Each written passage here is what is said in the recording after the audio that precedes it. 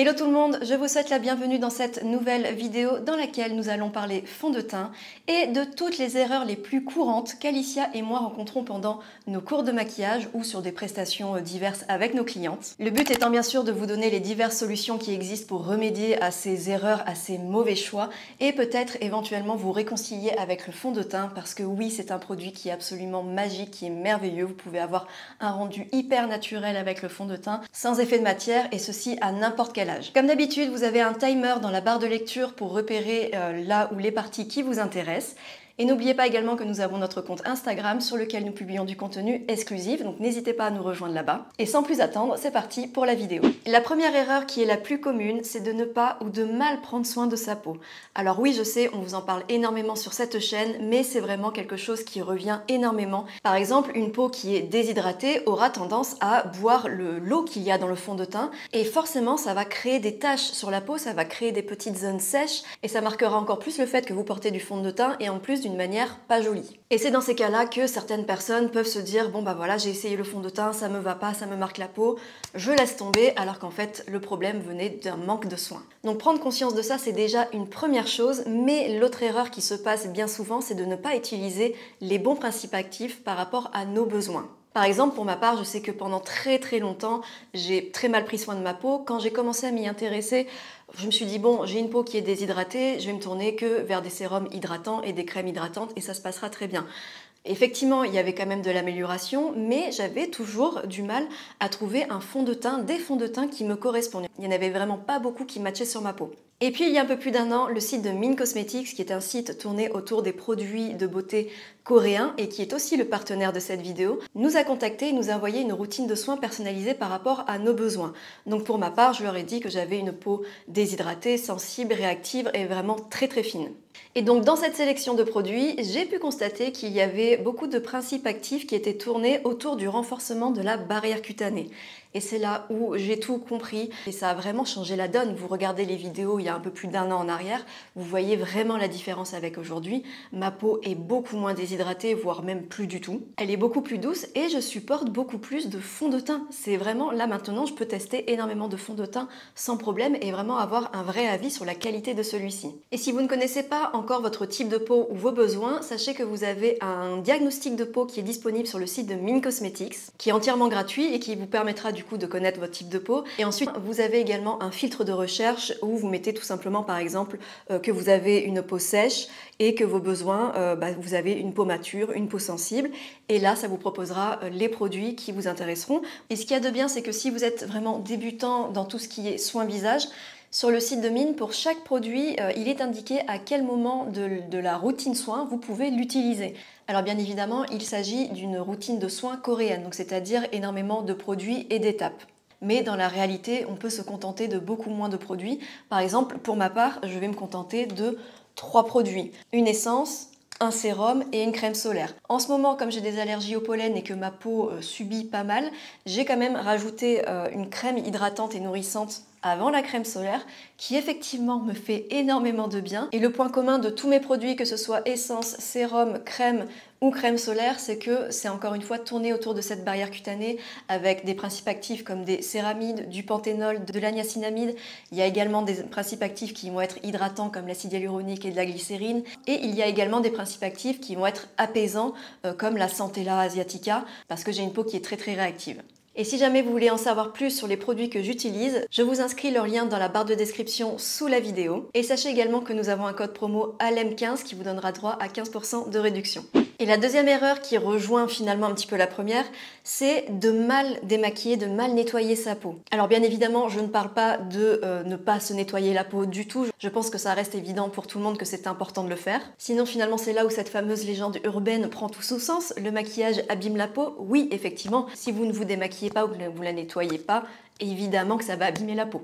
Mais pour ma part, ce que j'ai fait pendant très longtemps, c'était de prendre un bon vieux coton, le fameux cil des masques, de bien frotter les yeux comme ça, de frotter un petit peu partout, de filer sous la douche et d'utiliser un gel nettoyant avec du savon et plutôt pour peau mixte et grasse, histoire de bien tout décaper et rapidement. Autant vous dire que ce n'était pas du tout la bonne solution. Effectivement, ma peau était propre, mais du coup, ma peau était hyper abîmée. Et une autre erreur qui se passe également lors du démaquillage, c'est de n'utiliser qu'un nettoyant pour le visage, de ne pas du tout passer par l'étape démaquillage. Même si vous avez l'impression que votre nettoyant a tout enlevé, c'est clairement pas le cas. Et d'ailleurs, il y a une créatrice de contenu qui s'appelle Myriam et qui est spécialisée dans les soins du visage, qui a parfaitement illustré ce propos avec une mini vidéo où elle montre l'efficacité du double nettoyage. Donc en gros, elle s'est appliquée une crème solaire sur l'ensemble du visage, elle se filme à l'aide d'une caméra UV, elle nettoie une moitié du visage uniquement avec du gel nettoyant et on voit clairement que la crème solaire a du mal à partir. Tandis que sur l'autre moitié, quand elle utilise un démaquillant qui est plutôt gras, là on voit clairement que la crème solaire se dissout et ensuite elle termine d'enlever cette crème solaire avec le nettoyant visage. Et bien évidemment, c'est également la même chose lorsqu'on porte du maquillage. Donc si vous voulez une efficacité optimum, n'hésitez pas à utiliser un démaquillant qui est plutôt gras, donc soit une huile, soit un baume. Donc pour ma part, en ce moment, j'utilise Multi-Acid and Papaya Melting Cleansing Ball de la marque Ondo Beauty, toujours du site Min Cosmetics. À l'intérieur, vous y retrouvez une spatule, ce qui est très pratique pour prélever le produit sans avoir à mettre vos doigts directement à l'intérieur parce que vraiment ça c'est pas hygiénique, donc il faut éviter de le faire. Et vous avez besoin uniquement que d'une toute petite noisette. Et ce baume, il est particulièrement bien parce qu'il fond vraiment comme du beurre dès qu'il est au contact de la peau. Et là, sur peau sèche, vous pouvez déjà commencer à émulsionner ce produit, à décoller justement tout le maquillage, à insister sur les zones où vous avez appliqué des produits longue tenue par exemple. Et une fois que vous avez appliqué ce baume ou l'huile sur l'ensemble du visage, c'est là où il est très important de rajouter de l'eau tiède par-dessus, de continuer à émulsionner pour que le produit continue à bien dissoudre le maquillage. Ensuite, moi ce que j'aime bien faire, c'est utiliser une lingette lavable démaquillante de chez Lueur Création, également humidifiée, et je la passe sur l'ensemble de mon visage pour enlever le maquillage. J'en profite également pour enlever mon mascara parce que c'est une lingette qui est vraiment efficace à ce niveau-là. Et le plus de ce baume de chez Ondo Beauty, c'est justement qu'il ne pique pas les yeux. Donc vous pouvez aussi en profiter pour enlever votre mascara. Et pour en revenir à ce baume démaquillant de chez Ondo Beauty, il est vraiment top parce qu'il convient à tous les types de peau, même les plus sensibles, sinon je ne l'utiliserai pas. Et à l'intérieur, vous y retrouvez 4 types d'acides qui vont assurer une exfoliation qui est vraiment très légère, mais qui du coup, à force, permettra de donner de l'éclat à la peau. L'odeur aussi de ce produit est juste incroyable, avec les huiles essentielles de cèdre et de bergamote. Et pour toutes les personnes qui évitent les baumes démaquillants de ce style parce qu'elles détestent la sensation de gras sur la peau, sachez qu'avec lui, ce n'est pas du tout le cas. Une fois que vous avez bien retiré tout le produit, vous n'avez pas du tout de sensation grasse ni collante. Et bien évidemment, après, la deuxième étape de ce double nettoyage, c'est de terminer avec un nettoyant visage, ce qui va permettre de parfaire le démaquillage, mais aussi de nettoyer, de désincruster les pores en profondeur. Donc ici, j'utilise la Reviving Rose Infusion Cream Cleanser de la marque Aromatica. C'est un nettoyant moussant vegan sans savon, bien évidemment, aux extraits de rose, de calendula et d'aloe vera. Et comme vous voyez, la couleur est vraiment très sympa. C'est une petite couleur rose barbe à papa finalement. Et comme pour tous les nettoyants, je vous conseille de l'appliquer sur peau humide et de bien émulsionner l'ensemble du visage, d'insister sur les zones finalement où vous avez les pores un petit peu dilatés, vous avez des points noirs, des boutons, des imperfections quotidiennes. Et ce que j'aime beaucoup avec ce nettoyant, outre le fait qu'il a une odeur à tomber, c'est qu'une fois que vous avez terminé, vous sentez que votre peau est vraiment est lisse en fait, elle est lumineuse, mais en plus elle ne tiraille pas après. Je ressens pas forcément le besoin d'appliquer un sérum tout de suite. Bon, je le fais quand même parce que c'est essentiel, mais ça c'est l'avantage aussi de ce nettoyant visage. Vous pouvez retrouver ces deux produits sur le site de Min Cosmetics et n'oubliez pas notre fameux code promo ALEM15 qui vous donne droit à 15% de réduction. Troisième erreur, c'est de ne pas laisser assez longtemps poser vos soins. Et ça se comprend tout à fait. Le matin, on est pressé, on applique son sérum, sa crème solaire et hop, directement le maquillage parce qu'on n'a pas le temps. Sauf que si vous faites ça, vous prenez le risque que votre peau soit beaucoup trop glissante étant donné que tous les produits se trouvent encore à la surface de la peau et que la première couche de la peau n'a même pas eu le temps d'absorber une toute petite partie de ces produits. Donc le risque, c'est que le fond de teint se mélange de trop avec les produits de soins et donc que ça fasse un espèce de mélange bizarre. Suivant les produits de soins que vous utilisez, il se peut que ça crée des peluches à la surface de la peau. Et vous prenez aussi le risque que votre fond de teint ne tienne pas du tout la journée. Il va tenir, on va dire, peut-être 1 heure et encore. Donc le top, c'est qu'une fois que vous avez terminé d'appliquer votre routine, c'est de laisser poser vos soins au moins 5 à 10 minutes. 10 minutes, c'est quand même le bon timing. Pendant ce temps-là, on boit son petit café, on se coiffe, on met de la crème sur son corps, on commence à travailler ses sourcils. Voilà, je pense qu'il y a quand même des choses qu'on peut faire en attendant de commencer son maquillage. Mais il se peut aussi que même en laissant poser vos soins le temps qu'il faut, lorsque vous appliquez votre fond de teint ou votre bébé crème, peu importe, ça peluche quand même. Donc ce que je vous conseille de faire dans ces cas-là, c'est bien évidemment de laisser poser vos soins 5 à 10 minutes au minimum. Et ensuite, vous pouvez très bien utiliser une lotion tonique ou une eau florale ou un brumisateur d'eau.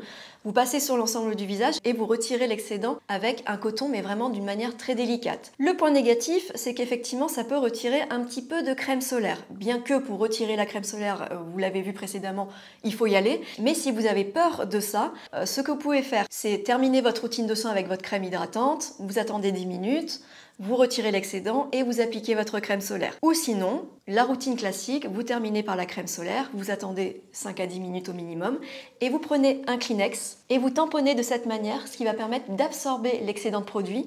Ou sinon, vous avez également les fameuses feuilles matifiantes qui se vendent en parapharmacie, ou celles-ci, je les ai eues sur le site de YesStyle et elles sont vraiment super parce qu'elles absorbent vraiment très très bien.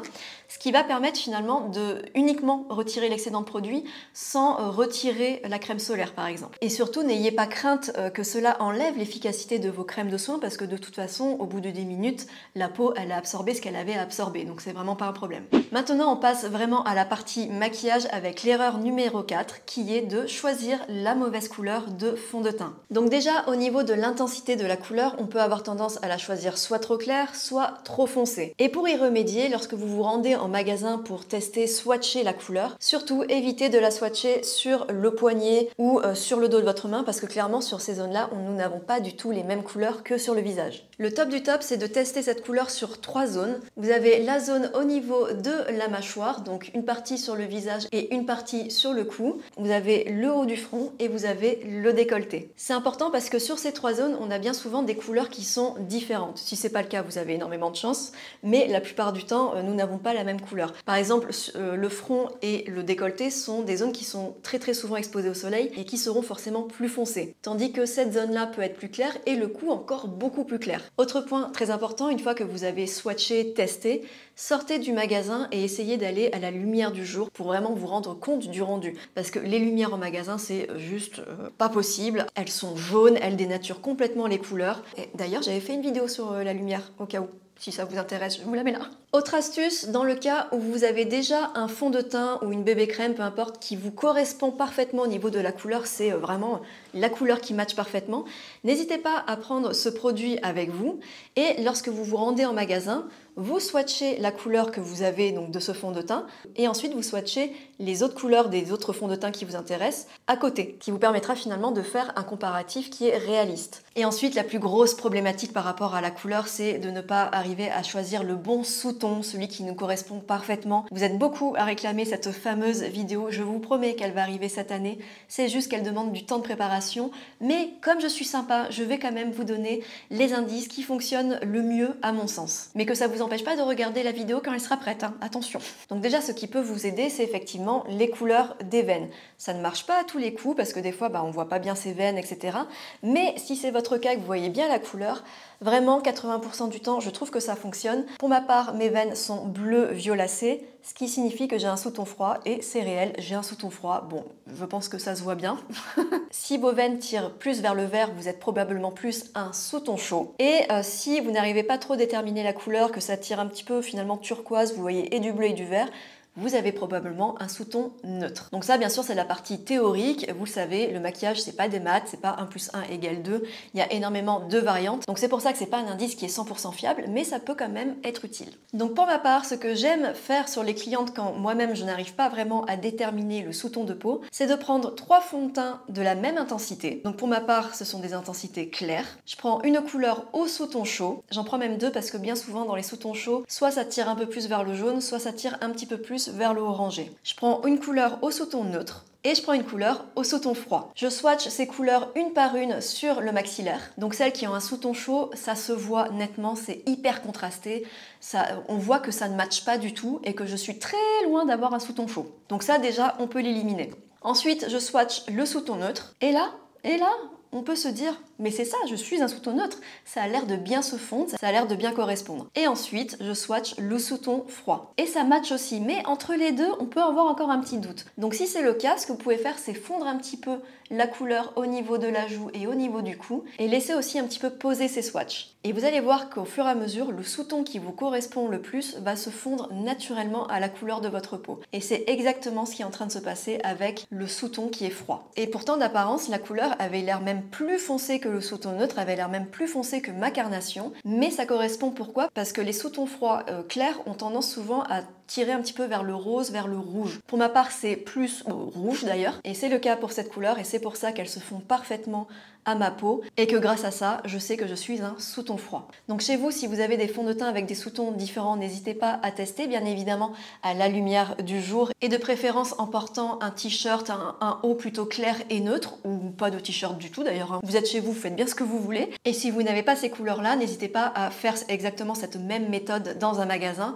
Pareil, essayez d'avoir le décolleté bien ouvert, ou vous pouvez aussi mélanger votre fond de teint avec des pigments ou des couleurs différentes pour le faire changer de sous-ton. Mais je vais m'arrêter là pour les sous-tons parce que ce n'est pas le thème de la vidéo. En tout cas, j'espère que les indices que je vous ai donnés vont vous aider et vous permettront enfin de trouver votre sous-ton de peau. Pour la 5e erreur, on va parler du fait de choisir la mauvaise texture du fond de teint. Et ça, je le vois énormément avec mes clientes en cours d'automaquillage. Elles souhaitent avoir un rendu qui est naturel, qui est fin sur la peau, qui est vraiment imperceptible, mais elles utilisent une bébé crème ou même une CC crème, en pensant finalement que ces produits-là vont donner le rendu qu'elles veulent parce que c'est comme ça qu'ils sont vendus. Et c'est souvent aussi à cause de ça qu'on pense que le fond de teint, c'est vraiment quelque chose qui va venir marquer la peau. Alors que pas du tout, bien au contraire. Le tout étant bien évidemment de choisir la bonne texture. Donc je vous montre l'exemple avec les bébé crèmes. Donc ici j'ai 3 bébé crèmes différentes et j'ai même une CC plus Nude Glow de chez It Cosmetics. Et donc ce qu'on va faire, c'est qu'on va tester ensemble la viscosité du produit, l'épaisseur du produit. Donc pour ça, ce que vous pouvez faire, c'est donc prélever une noisette du produit en question. Donc tout d'abord sur une surface plate. Donc là, j'applique une noisette de la bébé crème de chez Missha, une noisette de la bébé crème du Dr Jart et une noisette de la Sika Brewing de chez Purito. Donc vous faites ça et ensuite vous allez mettre votre plaque de cette manière, votre surface, voilà, complètement verticale. Et vous allez attendre un petit peu de voir comment réagit chaque produit. Donc là, comme vous le voyez, la CC Nude Glow de chez It Cosmetics commence à couler, mais elle ne coule pas non plus comme de l'eau, c'est pas non plus une goutte d'eau.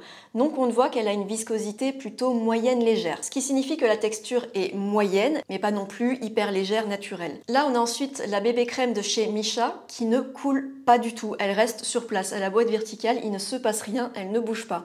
Là, on est sur une viscosité épaisse et qui dit épaisseur dit forcément épaisseur sur la peau et ça va forcément beaucoup plus couvrir et beaucoup plus marquer la peau. Pareil pour la bébé crème de chez Dr Jart et pour la bébé crème de chez Purito.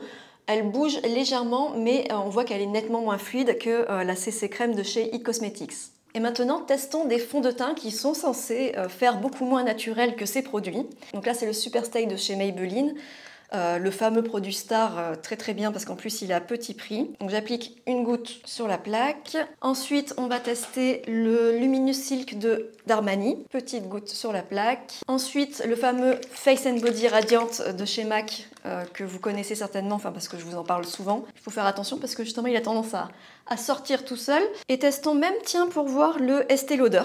Donc le Double Wear d'Estée Lauder qui est quand même connu pour sa couvrance justement, parce qu'il arrive à bien camoufler tout en laissant un fini très joli sur la peau. Et vous voyez clairement, les fonds de teint ont une viscosité qui est beaucoup plus légère, ils sont beaucoup moins épais au niveau de la texture que les bébés crèmes. Et ça montre clairement quel type de texture vous mettez sur la peau. Donc imaginons vous mettez une de ces bébés crèmes là, vous allez avoir une texture épaisse. Si vous avez une peau fine, vous prenez le risque que ça fasse un effet maquillé, que ça se voit, que ça ne soit pas subtil, naturel, et qu'en plus, ça marque encore plus la peau, surtout si vous avez une peau mature ou une peau fine. Étrangement, le Estée Lauder, et je suis assez étonnée, vous voyez, il coule très rapidement. Il est déjà même sorti de la plaquette. Et pourtant, c'est un fond de teint qui a une bonne couverture sur l'ensemble de la peau, c'est-à-dire qui va extrêmement bien couvrir les rougeurs, les imperfections. Mais en même temps, comme vous voyez, c'est une texture qui est quand même assez légère, assez fluide, ce qui signifie qu'il aura beaucoup moins de chances de marquer votre peau que les autres. Donc si vous aussi, vous n'aimez pas quand le fond de teint se voit trop, marque trop la peau, N'hésitez pas à faire ce petit test pour voir si oui ou non l'épaisseur du produit pourra vous correspondre. On passe à la 6e erreur qui est de ne pas choisir les bons outils pour appliquer votre fond de teint. Je vous avais fait une vidéo très détaillée à ce propos, donc je vous la remets juste ici et également dans la barre de description sous la vidéo, donc vraiment n'hésitez pas à aller la voir. Mais en gros, les erreurs les plus communes, c'est par exemple de vouloir utiliser un fond de teint fluide, donc par exemple le Face and Body Studio Radiance de chez MAC, et vous allez utiliser une éponge. Donc là on se dit ok, pourquoi pas, sauf que comme le produit est vraiment très fluide, très liquide, l'éponge aura tendance à absorber le produit. Et donc vous aurez une perte de produit au niveau de l'application, il va absolument rien se passer. Déjà que c'est un fond de teint qui est très transparent, là autant vous dire que votre éponge, elle va juste se balader et ne rien faire du tout sur votre peau. L'éponge est vraiment parfaite pour les fonds de teint qui sont épais, les fonds de teint qui sont matifiants, les fonds de teint qui sont couvrants, semi-couvrants, mat, semi-mat. Mais surtout, n'oubliez pas d'humidifier, de passer même votre éponge sous l'eau pour qu'elle gonfle complètement. Ensuite, vous enlevez bien évidemment l'excédent d'eau, mais c'est ce qui va permettre en fait de bien travailler le fond de teint et comment dire aussi de créer une barrière parce que dans le fond de teint, il y a de l'huile et ça va minimiser du coup l'absorption du fond de teint dans l'éponge parce que ça va créer une espèce de barrière.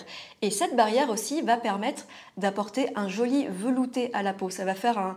Je ne sais pas comment dire, c'est comme si l'éponge rejetait un petit peu le fond de teint et que ça venait se coller à la peau et en travaillant comme ça va permettre de bien diffuser, de bien sceller le fond de teint, de velouter, de couvrir des petits boutons, des petites imperfections.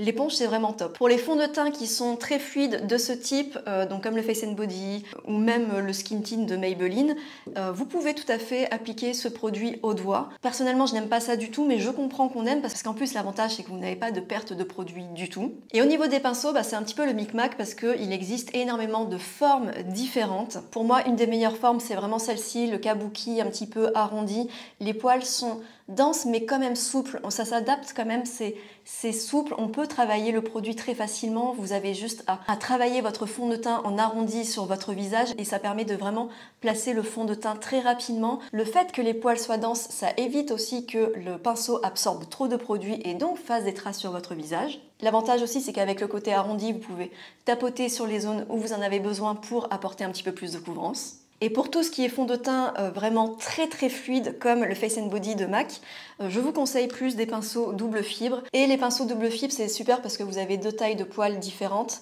et ça permet vraiment de bien diffuser ce style de fond de teint fluide où on cherche plus à avoir un effet seconde peau, avoir la peau en transparence finalement avec un côté bonne mine et lumineux mais sans pour autant avoir cet effet un petit peu fond de teint trop parfaitement unifié. Mais pour plus de précision, surtout, n'hésitez pas à aller voir la vidéo.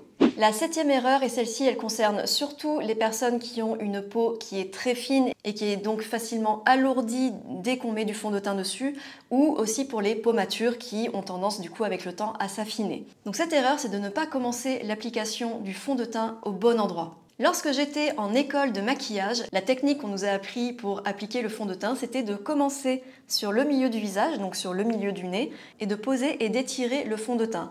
Donc forcément, lorsqu'on applique directement sur le nez, sur le milieu du visage, on va appliquer le plus de matière au niveau du nez, du nasogénien, de la commissure, au niveau même du creux du cerne, finalement sur toutes ces parties sur lesquelles quand on a la peau mature ou une peau qui est très fine, ce sont des zones qui vont très facilement s'alourdir, qui vont très facilement marquer. Vous risquez encore une fois d'avoir cette impression d'avoir un masque sur le visage, que quelque chose ne va pas et que finalement ça fatigue encore plus le visage alors que ce n'était pas l'effet escompté. Et en plus de ça, le fond de teint risque encore plus de migrer dans le nasogénien, au niveau de la commissure, mais également de marquer les ailes du nez. Comme ce n'est pas une bonne idée d'appliquer votre fond de teint sur les yeux, parce qu'au niveau du contour d'œil, c'est là où la peau est la plus fine, donc forcément si vous mettez et du fond de teint et de l'anti-cerne, ça va venir encore plus alourdir cette peau qui est ultra fine et donc ça va marquer encore plus votre contour d'œil. Donc ce que je vous conseille de faire, c'est d'appliquer des touches de fond de teint sur les zones que vous souhaitez travailler tout en prenant en compte de ne pas toucher le milieu du visage. Donc j'applique une touche de fond de teint au niveau de ma joue, au niveau du front et un tout petit peu sur le menton parce que c'est là où j'ai tendance à avoir des rougeurs. Et ensuite, vous commencez à travailler votre fond de teint sur la partie extérieure et une fois que votre fond de teint commence à être appliqué appliqué, vous reprenez sur le milieu du visage. Et là c'est ok parce que finalement sur le pinceau, sur l'éponge, il n'y a quasiment plus de fond de teint. Ça va venir juste unifier avec le reste sans pour autant alourdir. Et maintenant la 8e erreur, et celle-là fallait vraiment que je vous la glisse parce que de toute façon j'en parle dans quasiment toutes les dernières vidéos. La 8e erreur, c'est de trop appuyer quand vous appliquez votre fond de teint. Arrêtez. C'est pas possible. Et ça, c'est vraiment systématique. À tous nos cours de maquillage avec Alicia, on y a droit, on va dire, 98% du temps. Attention, c'est pas un jugement ni une moquerie, mais c'est juste marrant, entre guillemets, de constater à quel point, finalement, tout le monde a le même réflexe de vouloir appliquer son fond de teint et d'appuyer. Et c'est pareil que ce soit pour l'application des soins, le démaquillage, l'application de l'anti-cerne, enfin, tout ce qui se passe sur notre visage, je sais pas pourquoi. Tranquille, hein, on a dit que la peau était fragile. Et là, en l'occurrence, pour le maquillage, vous allez détériorer finalement l'application du fond de teint. Vous donnez moins de chance au fond de teint de bien s'appliquer. Et quand vous appuyez trop aussi, ça risque de faire partir du fond de teint. Donc du coup, vous dites « Ah, il me reste encore des rougeurs. Eh ben vas-y que j'en rajoute. Ah, il reste encore des... Eh ben j'en rajoute. » Et donc du coup, vous risquez aussi de faire un surplus de matière. Alors qu'à la base, il n'y en avait pas besoin. Ensuite, la 9e erreur, c'est de ne pas fixer votre fond de teint. C'est-à-dire que vous appliquez votre fond de teint, votre anti-cerne, tout va bien. Et ensuite, vous continuez votre maquillage et c'est tout. Vous n'essayez pas du tout de fixer tout ça et donc par conséquence le teint va beaucoup moins bien tenir, vous allez briller beaucoup plus facilement, mais surtout le fond de teint a encore plus de risques de migrer dans les petites rides, les petites ridules, de marquer encore plus la peau, de bouger, de faire des taches. Si on se tient comme ça, on est sûr que le fond de teint il va se barrer, donc on va voir la rougeur apparaître. Il risque aussi de faire beaucoup plus de marques au niveau des ailes du nez. Et après on peut se dire, mince, mon fond de teint il est vraiment pas terrible, hein. Il tient pas bien, à la fin de la journée, il n'est pas top. Et bien c'est justement parce qu'il n'a pas été fixé. Et pour ça, ce que je vous conseille de faire, c'est donc d'utiliser une poudre libre avec une petite houppette. Je prélève la poudre et je squeeze cette poudre dans le creux de ma main pour éviter d'avoir des pertes de poudre. Et le fait d'utiliser une houppette, ça va aussi apporter plus de tenue que si je fixais avec un pinceau poudre. Et là, je vais poudrer uniquement ma zone T, donc c'est-à-dire mon menton, le dessus de ma bouche. Faites attention aussi à ce que le fond de teint n'ait pas migré dans les nasogéniens. Si c'est le cas, vous lissez un petit peu. Pareil pour les ailes du nez, le nez, le front. En fait, toute cette zone T qui effectivement a tendance à briller le plus vite, mais en plus qui bouge beaucoup. C'est-à-dire que là, vous voyez, quand je souris, mon nasogénien il bouge aussi, mes commissures elles bougent. Poudrer la zone T, je trouve que c'est le principal.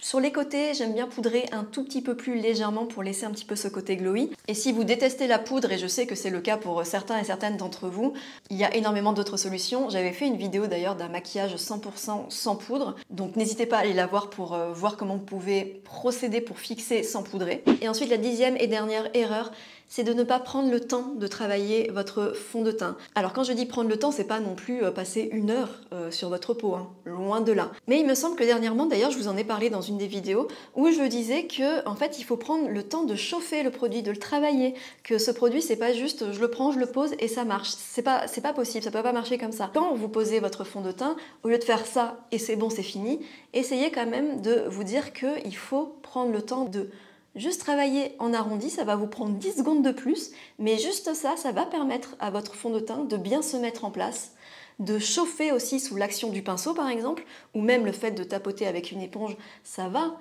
chauffer, travailler la matière. Et dit comme ça, je sais qu'on peut se dire « ouais mais moi j'ai pas le temps le matin ».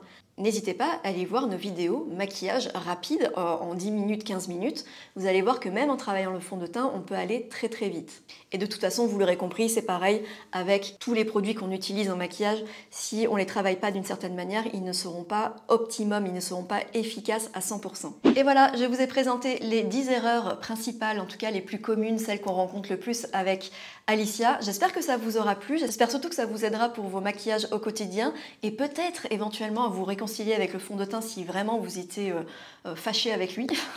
En tout cas, voilà, comme d'habitude, n'hésitez pas à me dire ce que vous en avez pensé, quels sont le ou les conseils que vous avez préférés dans cette vidéo. Et n'oubliez pas également notre code promo ALEM15 qui vous donne droit à 15% de réduction sur le site de Mine Cosmetics. Sur ce, je vous remercie d'avoir passé ce moment en ma compagnie. J'espère qu'il aura été agréable. Je vous embrasse et je vous dis à très bientôt. Ciao!